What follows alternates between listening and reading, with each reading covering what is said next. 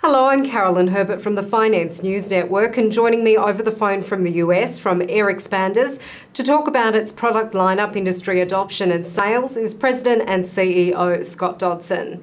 Scott, welcome back. Thank you, Carolyn. Scott, for those who may not be familiar with AirXpanders, can you start by giving us an overview of the work the company does? Absolutely. We're a company that's involved in the area of breast cancer reconstruction.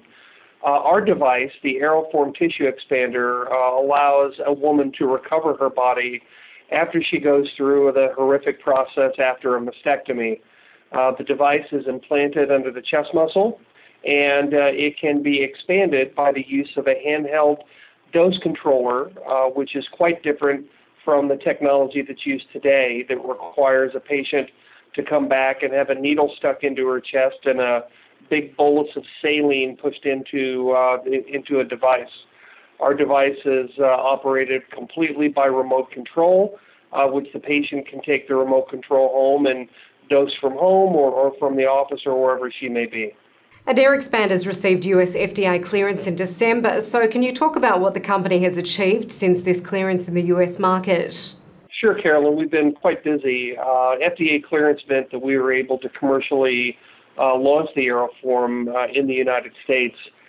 We've had a limited launch to ensure the quality engagement with our hospital sites and to make sure that the surgeons and the nursing staff are able to familiarize themselves with the AeroForm device and the procedures surrounding it. I'm delighted to report that this has been very successful thus far, and it's a result of us really laying the groundwork that started in Australia over the last several years. We have 17 high-caliber sales reps that have been hired in the United States, and our U.S. launch is underway. During our initial launch, over the first half of this year, our aim was to bring on the 12 hospitals that participated in our clinical trial. This was achieved in just a few months ahead of schedule, and now we're off to training the next tier of surgeons, which number about 120 across the country. So once we get them on board and train them appropriately and get their first procedures underway, then we'll train the next tier and so on and so forth. The initial sites were involved with our EXPAND study, which was our big randomized control trial. And again, the second tier of surgeons have recognized that this technology was on its way and wanted to be some of the first in line to make sure that they had an opportunity to use it. Now our focus is going deeper into those hospitals as well as signing on new sites and surgeons. That second tier of surgeons that we've selected numbers about 120 plastic surgeons across the country, and again, to date, just in a few short months, we've already onboarded about 60 of those. So we're really excited about our prospects through the balance of this year, and we couldn't be more excited about the great cases that they've been able to produce and the women that they've been able to help with our device.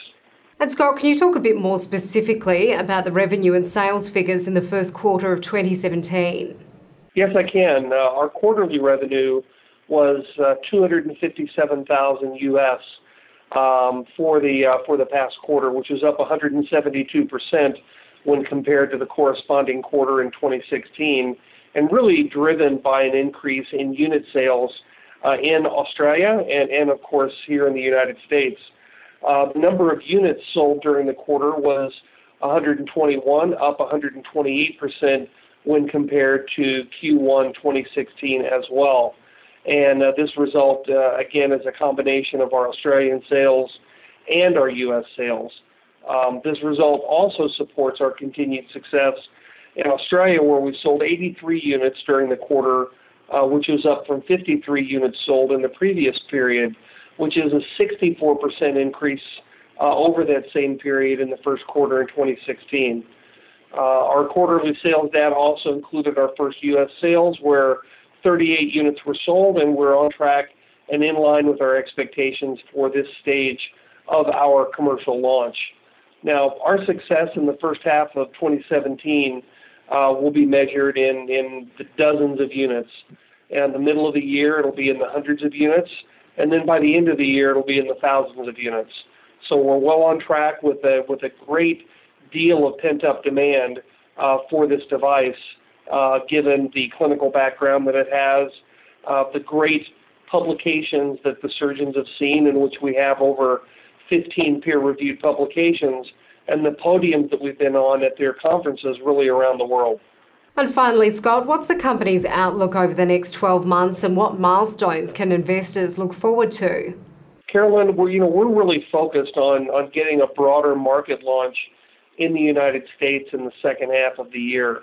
We're also focused on increasing and ramping up our production in our manufacturing facility, which we're going through a contract manufacturer in Costa Rica to help us keep up and exceed the expectations of our customers and the demand that we know exists out in the market.